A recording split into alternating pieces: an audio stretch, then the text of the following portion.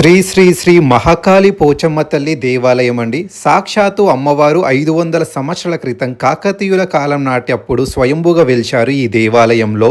ఎంత పెద్ద ధర్మమైన కోరికైనా సరే ఈ ఆలయంలో మీరు ధ్వజస్తంభం దగ్గర సంకల్పం చెప్పుకొని అమ్మవారి దగ్గర మీ కోరిక చెప్పుకుంటే తప్పకుండా నెరవేరుతుందండి. ప్రతి దసరా నవరాత్రులప్పుడు ఖైరతాబాద్ లో ఉన్నవారు ప్రతి ఒక్కరూ శ్రీ శ్రీ మహంకాళి అమ్మవారి ఆలయానికి తప్పకుండా విచ్చేస్తారండి. ఈ దేవాలయంలో మనకి పోచమ్మ మరియు ఎల్లమ్మ మరియు ముత్యాలమ్మ మరియు మహాదేవుడు, సిద్ధి వినాయక స్వామి వారు మరియు మహంకాళీదేవి దర్శన భాగ్యం ఇస్తుంది.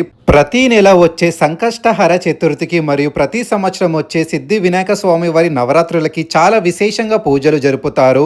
మీరు ఇక్కడ స్పష్టంగా చూసి అర్థమవుతుందండి. ఎప్పుడు పూజారి గారు వేద మంత్రాలు చదువుతూనే ఉంటారు, అమ్మవారికి నిత్యం ధ్యానిస్తూనే ఉంటారు. మరియు ఆలయం లోపలికి ఎంటర్ కాగానే మనకి మహాదేవుడి శివ పంచాయతనం అయితే దర్శిస్తుందండి. తర్వాత ఇక్కడ మనకి పంచముఖ హనుమాన్, నవగ్రహాలు, జంట నాగులు కూడా దర్శన భాగ్యం కలుగుతాయి. ఈ ఆలయం ప్రత్యేకత ఏంటి అంటే కొన్ని వేల సంవత్సరాల ముందు ఇక్కడ ఉన్న రావి చెట్టు, వేప చెట్టు కలియతోటి వెలిసిన కింద మనకి శివ పంచాయతనం ఉంటుందండి. ఎంత పెద్ద ధర్మమైన కోరిక కోరుకున్నా ఈ ఆలయంలో తప్పకుండా నెరవేరాల్సిందే. ముఖ్యంగా ఈ ఆలయంలో గోశాల ఉంది. ఎక్కడైతే గోవులు ఉంటారో అక్కడ తప్పకుండా దేవులు దర్శనమిస్తారు.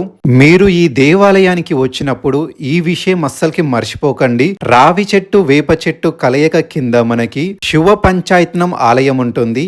ఇక్కడ మనము మహాదేవుడి మీద అభిషేకం చెయ్యాలండి. ఫస్ట్ సిద్ధి వినాయక స్వామి వారు మరియు దుర్గాదేవి మరియు విష్ణుమూర్తి మరియు సూర్య భగవాన్ వీళ్ళపైన మనము అభిషేకం చేసిన తర్వాత మహాదేవుడి మీద చేయాల్సి ఉంటుంది. ఈ దేవాలయం అడ్రస్ ఎక్కడ అంటే మన తెలంగాణ హైదరాబాద్ ఖైరతాబాద్ లో ఉంటుంది. ఖైరతాబాద్ గణేశుని పెడతారు కదా, ఒక 20 అడుగులు ముందలనే ఈ దేవాలయం ఉంటుంది అండి. మరిన్ని దేవాలయాల వీడియో కోసం మన ఛానల్ ని సబ్స్క్రైబ్ చేసుకోవాలని చెప్పేసి కోరుతున్నాను. ఎవరైనా నాకు సపోర్ట్ చేయాలనుకుంటే మన ఛానల్ నేమ్ కింద జాయిన్ కనిపిస్తుంది కదా, జాయిన్ బటన్ ప్రెస్ చేయండి. And thank you for watching this video.